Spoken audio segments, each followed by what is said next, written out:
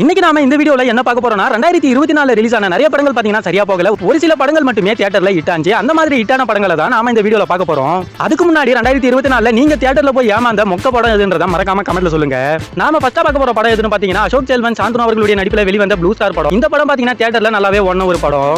அதுக்கடுத்ததா சந்தானம் அவர்களுடைய வடக்குப்பட்டி ராமசாமி. இந்த படமும் பாத்தீங்கன்னா நல்லாவே தியேட்டர்ல ஓடின ஒரு படம். அதுக்கடுத்ததா மணிகண்டன் அவர்களுடைய நடிப்பில் வெளிவந்த லவர் படம். பல விமர்சனம் வந்தாலுமே இந்த படம் தியேட்டர்ல நல்லாவே ஓடின ஒரு படம் தான்.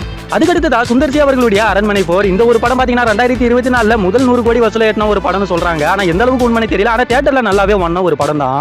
அதுக்கடுத்ததா கவின் அவர்களுடைய ஸ்டார் படம். பல விமர்சனங்கள் வந்தாலுமே தியேட்டர்ல நல்லாவே கலெக்ஷன் பண்ண ஒரு படம் தான். அதுக்கடுத்ததா சூரி சசிகுமார் அவர்களுடைய நடிப்பில் வெளிவந்த கருடன் படம். இந்த படமும் பாத்தீங்கன்னா 2024 மக்கள் கிட்ட ஒரு நல்ல வரவேற்பை பெற்ற ஒரு படம். அதுக்கடுத்ததா கடைசியா விஜய் சேதுபதி அவர்களுடைய 50வது படமான மகாராஜா. இந்த படம் பாத்தீங்கன்னா மக்கள் கிட்ட ஒரு நல்ல வரவேற்பு பெற்றது மட்டும் இல்லாம தியேட்டர்லயும் நல்லாவே ஓடின ஒரு படம் தான். இப்ப பார்த்த லிஸ்ட்ல உங்களுக்கு பிடிச்ச படம் எதுன்ற